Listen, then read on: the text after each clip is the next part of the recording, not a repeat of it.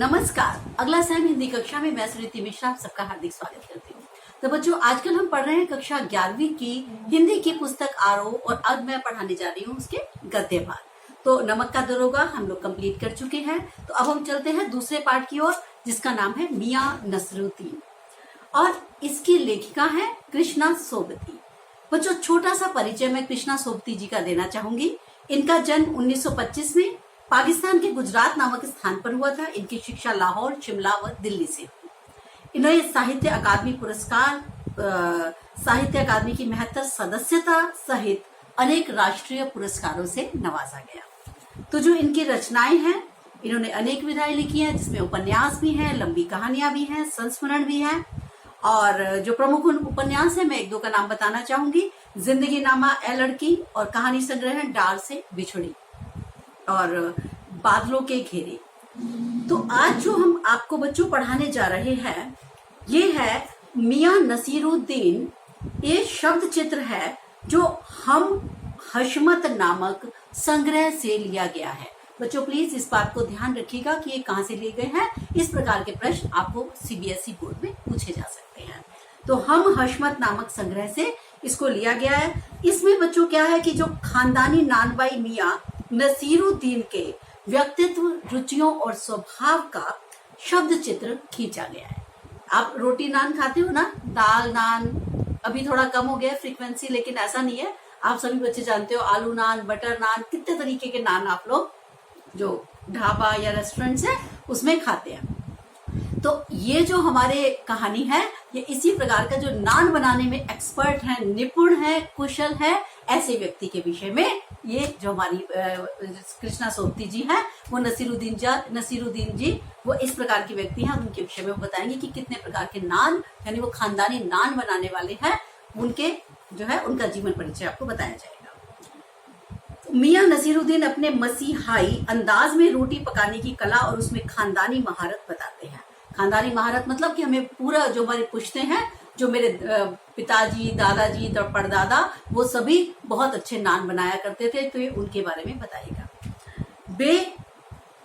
वे ऐसे इंसान का भी प्रतिनिधित्व करते हैं जो पेशे को कला का दर्जा देते हैं, जो अपने काम को काम नहीं समझते, बल्कि वो क्या कहते हैं कि मेरा काम नहीं, एक तरीके की कला है, आर्ट है ये तो एक, और इसको करके सीखने को वो असली हुनर मानते हैं। वो कहते हैं इसमें जो मेरे को आनंद आता है वो किसी भी अन्य प्रकार के क्रियाकलाप में नहीं मिलता। लेखिका बताती है कि एक दिन वह मटिया महल के गड़ैया मोहल्ले की तरफ निकली और वहां तो एक अंधेरी व मामूली सी दुकान पर आटे का ढेर सनते देख उसे कुछ जानने का मन हुआ।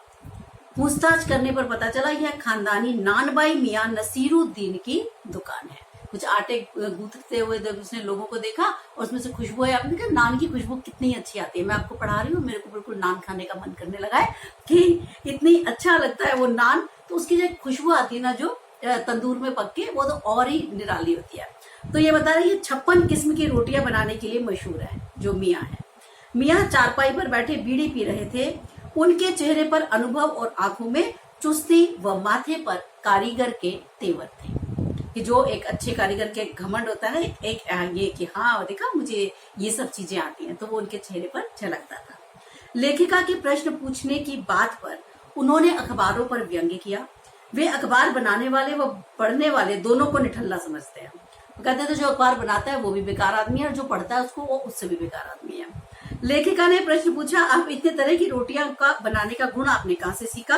उन्होंने बेपरवाही से जवाब दिया कि यह उनका खानदानी पेशा है। इनके वालिद मियां बरकत शाही नानबाई थे और उनके दादा आला नानबाई मियां कल्लन थे। उन्होंने खानदानी शान का एहसास करते हुए बताया कि उन्होंने यह काम अपने पिता से सीखा है। नसीरुद्दीन ने बताया कि हमने यह सब बड़ी मेहनत से सीखा है। जिस तरह से बच्चा पहले अलिफ से शुरू होकर आगे बढ़ता है, उसी तरह फिर कच्ची, पक्की और दूसरी ओर से होते हुए ऊंची जमात में पहुंच जाता है। उसी तरह हमने भी छोटे छोटे बर्तन धोना, छोटे छोटे काम सीखे, बर्तन धोना, भट्टी बनाना, भट्टी को आंच देना, और ये सब करते करते हम लोगों के हाथ में ये हुनर आ गया है। तालीम भी बड़ी चीज होती है, यानी जो शिक्षा आप लेते हैं उसको, शिक्षा को लेना और शिक्षा को देना, ये एक बहुत बड़ा अपने आप में हुनर है, कला है। खानदान के नाम पर वे गर्व से फूल उठते हैं। उन्होंने बताया कि एक बार बादशाह सलामत ने उन्हें उनके बुजुर्ग से कहा कि ऐसी चीज बनाओ जो आग से न पके न पानी से बने। उन्होंने ऐसी चीज बनाई और बादशाह को खूब पसंद आई। वे बड़ाई करते हैं कि खानदानी नानबाई कुएं में भी रोटी पका सकते हैं। तो लेखिका ने इस कहावत की सच्चाई पर प्रश्न चिन्ह लगाया। अच्छा, कुएं में भी रोटी पका सकते हो? वो थोड़ा खींचने लगी, खिंचाई करने लगी उनकी। अब उनको गुस्सा आ गया तो वे तुरंत भड़क उठे। लेखिका जानना चाहती थी कि उनके बुजुर्ग किस तरीके के किस बादशाह के यहाँ काम करते थे। अब उनका स्वर बदल गया क्योंकि वे बादशाह का नाम स्वयं भी नहीं जानते थे। वे इधर उधर की बातें करने लगे, फिर खींच कर बोले, आपको कौन सा उस बादशाह के नाम चिट्ठी पत्री भेजनी है? यानी कुछ तो उनमें हुनर है और कुछ वो उसको बढ़ा चढ़ाकर बता रहे हैं। लेखिका से पीछा छुड़ाने की गरज से उन्होंने बब्बन मियाँ को भट्टी सुलगाने का आदेश दिया। लेखिका ने उनके बारे में पूछा तो उन्होंने कहा वे उन्हें मजदूरी देते हैं। लेखिका ने रोटियों की किस्में जानने की इच्छा जताई तो उन्होंने फटाफट रोटियों के नाम गिनवा दिए। फिर तुनक कर बोले, तुनकी पापड़ से ज्यादा महीन होती है। फिर वे यादों में खो गए और कहने लगे कि अब तो समय बदल गया है। अब खाने पकाने का शौक पहले की तरह नहीं रह गया है। अब न पहले जैसे कद्र करने वाले हैं और अब तो भारी और मोटी तंदूरी रोटियों का बोलबाला है। हर व्यक्ति जल्दी में है। यानी आजकल क्या करते हैं, कहते हैं कि बहुत पैसे का जो किसी का हुनर है उसका मूल्य लोग नहीं आंकते, यानी लोग कदर नहीं करते जब किसी का ऐसा हुनर हो।